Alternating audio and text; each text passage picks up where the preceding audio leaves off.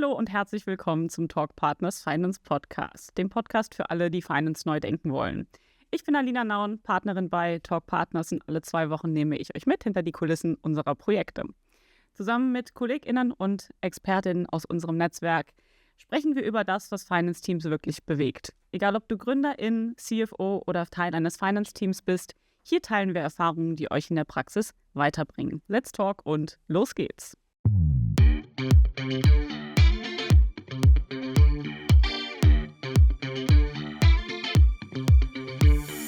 Today actually marks the first time that we're recording our podcast in English because I am joined by someone who lives and breathes transactions, and he has made it its mission to support the next generation of European tech companies on their biggest financial journeys. Today with me is Bas Scheele. He came from Amsterdam. He's the managing partner of torq.partners Benelux, and he is an expert in M&A and fundraising transactions. He started his career in corporate M&A advisory and soon traded his suits and polished boardrooms for the fast-paced reality of high-growth startups and scale-ups. Bas has guided through venture rounds, strategic acquisitions and exits, including recent highlights such as the 24 million Series B of Revive and the acquisition of WeWolver by Siemens. Today we'll talk about the current M&A market, how valuations are really determined, and what founders should understand about strategic versus financial buyers, and what they should start doing today to be optimally positioned for future deals. Bas, welcome to the podcast. Great to have you here. Thank you, Alina. Good to be here. Awesome. We're going to start with 5 quick questions, icebreaker questions, so you can answer in one sentence, one word, whatever comes to your mind. First thing you've ever closed a deal on, professionally or in your personal life? Cool. I think the first ever deal would be getting my own, I'm a musician, getting my own band booked. And I was 16, I think, in a venue. Nice. Quite a nice highlight. That's a good one. Numbers or narratives? What do you personally enjoy more in a transaction? Difficult question. I mean, after all, I am a financial, but I'm going to say narratives. What's your favorite part of a due diligence process? Depends on what hat I'm wearing, but as a sell-side advisor, I would say when it's over. Nice. But I'll dive deeper into that later. Of course, yeah. Strategic buyer or financial investor? Who is harder to negotiate with? Oh, so different. Difficult. I would say different, but I would say financial. Okay. I'm starting with the really hard questions. I realize if you weren't doing M&A, what would you choose to do instead? I think I would be in sales. In sales? Sales. That's a good one. Yeah. Nice. Bas, let's deep dive a little bit. We want to talk about the state of the M&A market and a little bit also about your background. I think that's really interesting to hear because you came from the corporate world and now you're advising startups on M&A. Tell us a bit about your career. How did you end up at torq.partners? If I go back to the beginning, I just mentioned it just now. Actually, I started my career in something completely else because the first company that I had was a booking agency where I used to book bands. That's actually also the first deal that I just talked about. Background behind that is I was in a band and I was trying to get my band booked. But it was very difficult to call saying, hello, my name is Bas, I'm from band X. Would you like to book our band at your venue? It was very difficult. So at one point I decided, what if I make up the name of a booking agency and I call, hello, this is Bas Scheele from booking agency. And I have a phenomenal band for you. And I would like to have them booked at your venue. And that worked. So after that, friends who also had bands started approaching me saying, hey, can I actually get my band booked? So I was 17 and I had my own little booking agency running. So that I would say is my first professional experience, but also the one as an entrepreneur. And what also really got me into, I would say, one central theme in my career is sales and being commercial. I really like to do that. So my career started actually during high school days with my booking agency. And after that, after university, I worked at a startup, which again is a completely different from my current profession startup, where I was a sales agent for a company that produced travel programs. So a destination program about a city where they showed highlights of the city, but also of, let's say, restaurants in the city, hotels, etc. And you can guess it, I was the one selling the advertisements to them. Phenomenal time. I was 22 and I lived in Dubai. I lived in Istanbul. It was approximately 1.5 years of my life. But this was really cold, hard sales. So calling all the time, trying to get a meeting in the agenda, and hearing no many times, but sometimes hearing yes, and then it was champagne. Really good experience, and I really enjoyed doing that. After that, I actually decided that I wanted to go back to university, and I studied finance and did a complete shift in my career, ending up at corporate finance. So rationale behind that is that I really enjoyed being commercial. That's something that personally, but also in my previous roles. I also really enjoyed strategy, and I also really enjoyed finance. So I say if you take a triangle and in the center point of those three elements, you have corporate finance or M&A. So that started my career in M&A, which I began at a Dutch M&A boutique, after which I transitioned to Deloitte. And actually this whole period I was focused on technology companies, something that always really struck me as very interesting and specialized in that.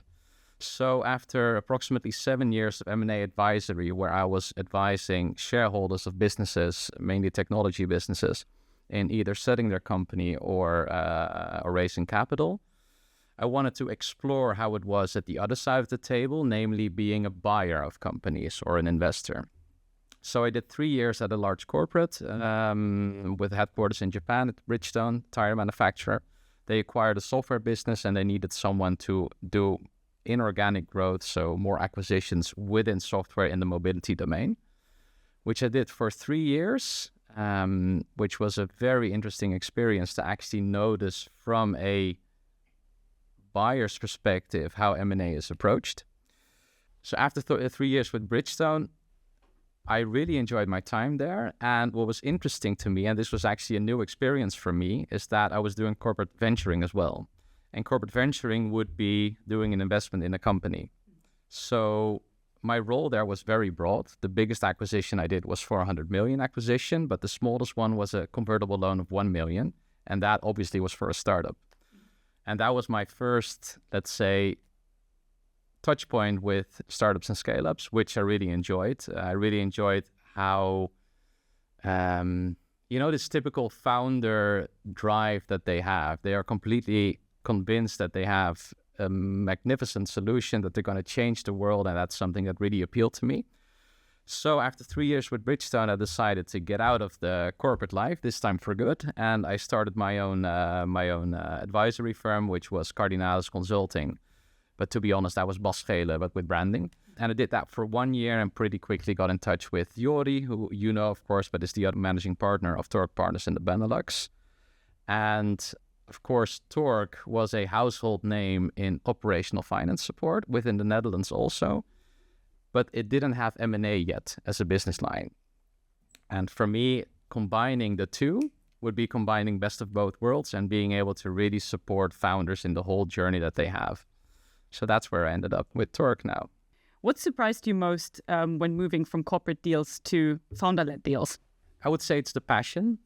Because if you look at corporate deals, it's different, right? If you have a company which is a couple of million EBITDA plus, it already exists for 30 years, you have a management team which is generally slightly older than founders are, it's just a different spark. I would say that with corporate deals, there is obviously more stakeholders involved. Sometimes the founder of the business is actually already out of the business and they have a CEO who might have a small share but is an employee. So it's a completely different dynamic, rather than someone whose life is the company and vice versa. Yeah, makes total sense. Let's talk a little bit about today's market. How would you describe the current M&A environment for tech companies? I would say it's improving, because if you sketch the picture, then obviously 2020 and 21 it was the ZIRP period, the zero interest rate policy period, where M&A activity, but also fundraising activity was very high. After that, the market kind of declined, and it's been a rough few years. I mean, I think most of the founders who have attempted an M&A process, but sadly it's stranded, would also recognize this picture. And now I would say that the M&A market is definitely picking up. There's quite some capital actually ready to deploy with both venture capital funds as well as private equity. But I would say they are more selective. So there is absolutely still room for deals, but it goes to the high quality assets. And what are these deals? What are the deals that are currently being made? I would say it's more the M&A deals than the venture capital deals. There is, as I mentioned just now, there's definitely capital available to deploy, but I'm seeing more traction within the market for acquisitions as companies are shifting more towards, let's say, profitable growth rather than growth above anything against high burn rates. That's a movement that you definitely see going. Also with founders, you've noticed it over here as well. Founders are seeing more the appeal of bootstrapping, not raising venture capital, and if they want to do an exit, go straight to an exit rather than doing a bunch of VC routes. Yeah.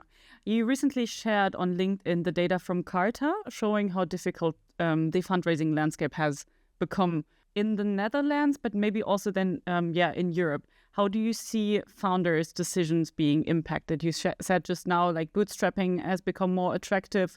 Do you also see a shift in like spending policies on how like kind of revenue models are being built? Yeah, definitely.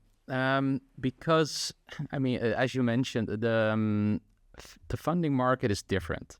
And especially when you compare it again to the 2020 and 21, the zero period, venture capital firms are also becoming just much more selective. And whereas before the ideal picture, or let's say it was more common that companies would grow at all costs because venture capital funding was more readily available. Now you actually see that spending policy of companies is more geared towards reaching early profitability rather than the traditional VC route. I mean, they are still here, right? Especially with AI. There has to be room for AI somewhere in these kinds of discussions because it's completely different. It's changing the game. But the reason that I'm mentioning that is that within AI companies, it is still absolutely the case that there are many VC cases there. Currently talking to a bunch of companies who reached above 2 million ARR within a year, which of course is phenomenal. And for those companies, VC money is still obviously a very logical route. But in general, I would say that bootstrapping and being more cost savvy is becoming popular. Yeah, makes sense. And that way, we're also seeing more founders who struggle to raise and they're exploring maybe the strategic exit. How do you advise the founders in such a situation? I hear this a lot. I mean, it's many times that founders struggle with what should I do? And what I always say is, and it seems logical, but start with yourself, I say to the founder. Look at what your outlook is. And I think a lot of these decisions are based on horizon. What is your personal horizon? How long do you still want to do this? How energized are you still? Imagine, you can ask them a bunch of questions. So imagine that you would raise capital tomorrow and you would have, let's say, an X million on your bank account of your business, and you're able to execute the plans that you have to reach a certain goal. And this would also involve you executing on that goal for the next 3, 5, maybe even longer years. And when having these discussions with founders, it helps in getting the decision of rather pursuing, let's say, an exit or pursuing potential funding round. Mm-hmm. Yeah, makes sense. I want to talk about valuations with you because this is one of the core strengths that you have also brought into torq.partners. And maybe let's start with the basics. How do strategic buyers versus financial investors actually think about valuation? There's actually quite a big difference between the two, because if you look at a strategic buyer, let's assume that a strategic buyer has a couple of main rationale. Actually, not let's assume they have a couple of main rationale. A, it is a competitor, and they would like to acquire the business for potentially its technology, always its clients. B, it is a player in an adjacent industry where they could actually include the services from the company that they acquire. But in any case, they are acquiring the business to enhance their own. So valuation from that perspective is more than only valuing the asset as a standalone company and as a potential investment. It is looking at the company and the amount of value that it could bring within their own operations. So let me name a very typical example. If you would have a technology acquisition, let's say me back in the day with Bridgestone, If there would be a somewhat smaller company, potentially even a startup, which has very interesting technology that we could implement across our base as Bridgestone with our clients, then the valuation of that company is driven not only by the standalone valuation of the company, but also, let's say they have a product, and let's say we can implement that product within 5 or 10% of our complete customer base. That would obviously drive the value up a lot for the potential buyer. So that is how strategic buyers approach evaluation. They build a model, they look at synergies, and based on that, they determine how much the company is worth to them. It is always a second point, and that is the main goal of an advisor, to see how many of those synergies can actually also be allocated within the transaction, because that would obviously mean that they are able to pay a premium above a financial investor. But that is always a discussion with strategic parties. But in theory, they are able to obviously pay a premium because of these synergies.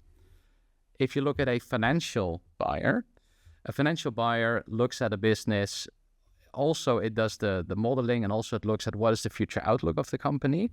But they have a completely different approach to buying the company, because often investors, let's assume it is a PE fund, they have a certain window, so they raise capital with their LPs.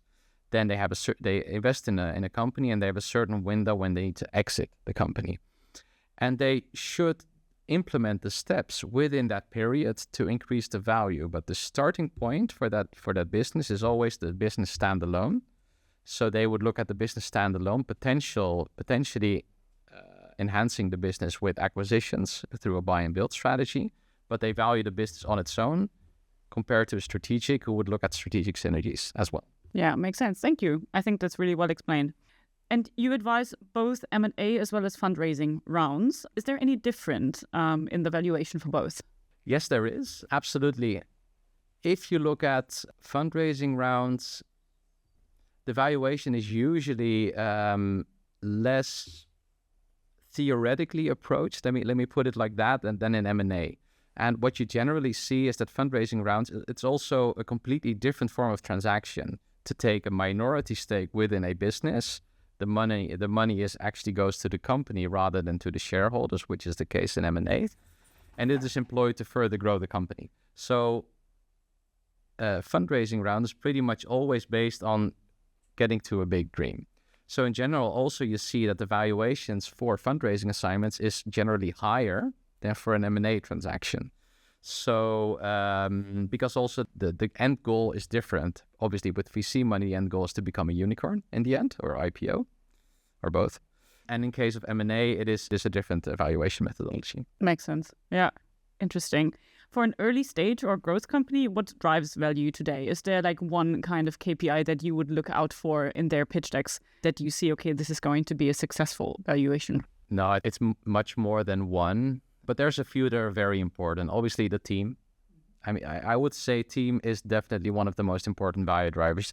Even investors quite often look at what kind of founders are behind this company. Did they start a company before? Have they been successful in that?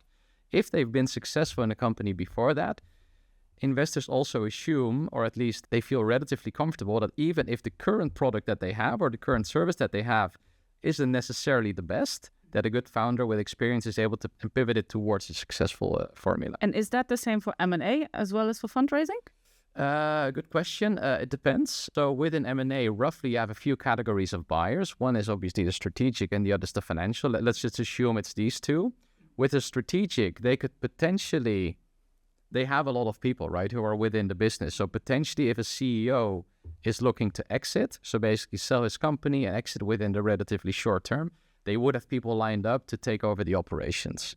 So there it is less of a factor. With a financial investor, it is 100% important, because obviously a private equity fund does not have people in the operation who could step in as a CEO. So having the CEO committed and of high quality drives the value, absolutely. Makes sense. Okay, so it's team, and what else? Yeah, team is a very important one. Next to that, I would say market. You need to look at the market to see what the potential is of the business, and if they are actually solving a need within that market, which is desired by a lot of potential buyers. So market would be another very big one. And I would actually say the last one, main one, would be how you approach the process. Because having a business standalone and getting potential buyers for that is obviously one thing.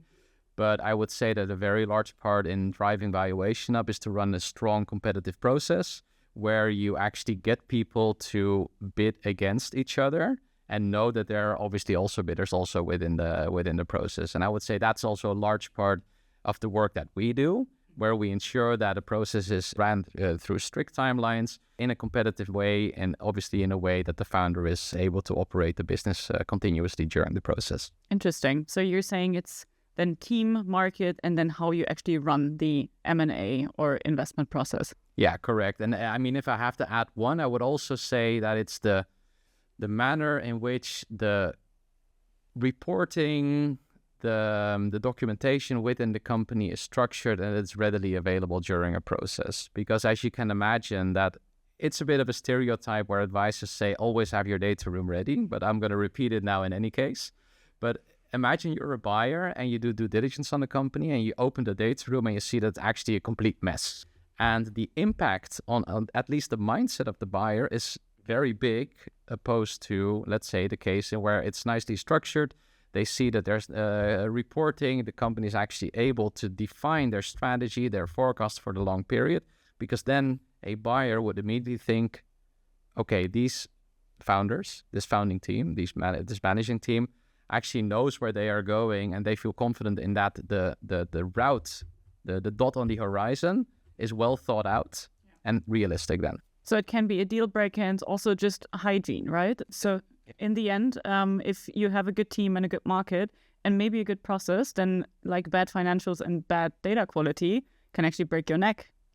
Absolutely. I mean, it certainly doesn't help. Yeah, right. It will, and even if the deal goes through, it might result in a discount because when we talk about the process, very, very, very high level, when you approach the market, at one point you send out the commercial documentation, which is called an information memorandum within M&A. And you tell buyers, based on this information memorandum, what do you offer for the company? What's your indicative offer? And so they would say, for instance, 10 million. So if they would say 10 million based on the information memorandum, and then they go to the data room and they see that it's a bit of a mess, they might result in a discount. And ideally, of course, you want to prevent all of that. Yeah, makes sense. Makes sense. Thank you. I've talked a little bit about the recent deals that you have done. It's Revive, the Series B round, and then Siemens acquiring Revolver. Can you share a bit about those deals and what were the main valuation drivers here? I'm a bit bound by confidentiality, of course, but I would say high level, I would say the two deals were very different. And it's actually nice, those nice two examples, because one obviously went to Siemens, which is a massive corporate, and Revive, which was a venture capital round. So I would say actually both fit the profile that I just gave very well, where Revolver has a operation and a product and a community which very well suited Siemens. So they were actually able to unlock a lot of value through implementing Revolver within their complete business. So there, obviously, the valuation wasn't only driven by the state of the company itself, but also based on the value that Siemens could unlock from that. And with Revive, I would say that that's a typical transaction where the market potential is massive, because Revive, what they do is to provide an alternative to protein and basically the usage of eggs within different applications. And exactly at that moment, there was a massive shortage of eggs. I mean, you've seen the messages, for instance, in the States, boxes of eggs were up to $10 each.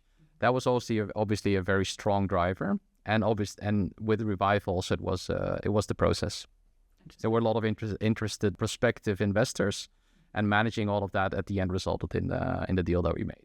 Yeah, makes sense. Interesting. Yeah, really cool rounds.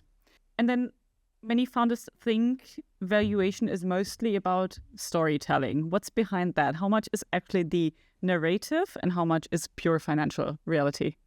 Yeah, but it's an interesting take. But I would say it's a combination of both. I wouldn't agree with the fact that it's only narrative, and It is true, right? Often founders are, and they should, because this is what makes their business. They're visionary. They see the market. They see the potential that they are pursuing. But it also needs to be backed up by numbers. And that is a very strong mismatch where it helps to have someone by your side in your corner who's actually able to make the translation. Because many times founders, they see the value and they think it's completely logical. Imagine you are with either the strategic buyer or the financial investor. You need to be able to justify a valuation which does right to the potential based on the numbers. So I would say that the narrative is absolutely important, but getting traction, being able to show concrete traction is now more important than ever. Yeah, makes sense. And can a strong narrative actually then compensate for weak numbers, or does that not happen anymore? Much less. So again, buyers and investors are being much more critical nowadays, but it's still possible, but numbers definitely help. And maybe to finish off the valuation topic, is there any tip that you want to give to founders that they're looking to optimize the valuation? I would say prepare in advance, get the view from a friended entrepreneur or a company like torq, define what you feel is the reason that investor should invest in your company. That's called an equity story. And look at whether your current operations actually support that equity story. I would say that's number one, because that will give them confidence that you're able to execute on your strategy and reach the goal that you have. Nice. Yeah, makes sense. Looking at the founders and when they're preparing for this most important deal in their life, in the life of that startup, what's the first early sign that you should start preparing for an exit, even when you don't even plan to exit soon? I would say always be prepared for the exit, to be honest. So it's always good to have it in mind. But I would say the first sign to consider that, if you are noticing that the way that your company is headed, let's say within the next 2 or 3 years, it might not align anymore with what you would like to do within your current role. And that's when I say, please always keep in mind that if you think about an exit in general, it would take you 6 to 12 months to actually prepare a process, go to market, find a buyer, and close the transaction. And also keep in mind that after a transaction, you generally have something called a leaver clause, which would run between 1, but mostly 2 years. So assume that if you think that the current role within your company will not suit your ambitions anymore within the next 3 years, it might be time to consider either changing something about your role or thinking about the next step. So it's very much also like a personal kind of decision of the founder. Yeah, 100%. It's happened quite a lot that founders come to me and actually they've already crossed that point, so they don't really like their role anymore, and to go into an exit process while you actually would like to go do something else within the next year. Maybe your company has grown too large, you're too much of a manager, you want to start a new business. But keep in mind that you still have to stay a while after the transaction. So ideally, you would be a bit before that. So we talked about when to approach a potential exit and when a founder should start planning for it. Let's discuss a bit on what really happens behind the scenes. How do you keep negotiations also constructive when emotions run high or maybe even trust breaks down? Have you ever had that situation? Absolutely. And to be honest, it is a big part of my job, and it happens a lot because also it's very understandable, especially with a founder who's been giving blood, sweat, and tears for his business. It's truly his baby or her baby. And at one point during a negotiation, for instance, before due diligence, they give a certain valuation. After due diligence, they give some reason which the founder does not agree with, which results into a discount on the valuation. Emotions can run incredibly high, and they feel that trust is broken. And then it is my role also, or our role, to actually try and be a mirror, a voice of reason on the side of the founder, but also keep in mind that it might even be a bit of theater on the side of the buyer to get the best deal. So it's a lot of balancing. It is often very emotional, but it's actually a big part of the job to manage those emotions and reach them towards a constructive manner. But you must always think, okay, we're in an M&A process. A lot of things happen, a lot of things can be said and done, but we are all working towards a goal, which involves emotions more often than not. Can you share some war stories of like a nightmare deal? I would say one was a nightmare deal where at the end it resulted in a very nice result. That was back in the day when I was working in the M&A boutique. We had a very large corporate buyer which gave absolutely the best valuation, but the process was incredibly difficult and was incredibly long. And this was a tiny company, and they had a due diligence army of 50 or 60 advisors doing due diligence on the company. And when the deal was just about to be done, they started stalling. And at that point, we actually noticed that they were working on another very large deal within the US, which was a competitor. And the deal almost fell through. Process was paused for 6 months, which was an absolute nightmare because there's so much blood, sweat, and tears into that process. And then suddenly they came back. And again, I cannot dive into too much detail, but the deal at the end, it did come through. So it was a bit of a nightmare, which at the end turned into a very nice result for everyone. I can imagine. Thank you for sharing that. You talked about torq.partners being an advisor to such M&A deals. If you were a founder, what should founders look out for when choosing an M&A advisor, and what should they maybe also avoid? I would say there's a few things. Very importantly is, and I think first and foremost, I would say, how do the interactions feel? So especially when you do an M&A process, it is incredibly intensive. So you need to be able to cooperate in a pleasant manner with the person advising you. So definitely make sure that you speak to at least a few advisors before making your decision. So that's number one. I would say that the soft aspect. I would say number two is how specialized are they within your segment? Obviously, if a founder approaches me for a technology deal, I've spoken to the largest part of the potential buyers of him likely. In the financial investor domain, absolutely. And that obviously helps when you do a transaction that you have that your advisor has personal relationships with the potential buyers. So that's number two. And number three, I would say, is also track record within that specific segment. Makes sense. Cool. Thank you. For founders who are struggling in fundraising or in finding a potential exit partner, what are the strategic options that they realistically have right now? Now, sadly, it's something that's happening quite a lot currently. And I would say that if you struggle too much with raising your round, it's difficult, but it might be best to pause it. Focus on the business because it consumes a lot of time, a lot of energy, which obviously goes at the expense of your business as well. So if your conclusion is currently it might not happen, it would be best, or it could be best, that you cease the process for a while. Obviously, leave the process, leave the conversations that you have going, but then focus on the business again. Really do your best to get your traction to continue. Ensure that your revenue growth is in place. Reiterate, rethink your strategy, and then go back later. I would say that because otherwise it consumes too much time, which goes at the expense of your business, and this will hurt your chances of raising successfully in the future. Thank you. And to end this conversation on a high note, where do you see the market of M&A and fundraising picking up in the future? What are like some signs that maybe the environment is going to be better in the future? I would say that, as I mentioned just now, there's a lot of private equity players that have quite some capital ready to deploy, and also strategic buyers, and they're just looking for the right assets to deploy them in.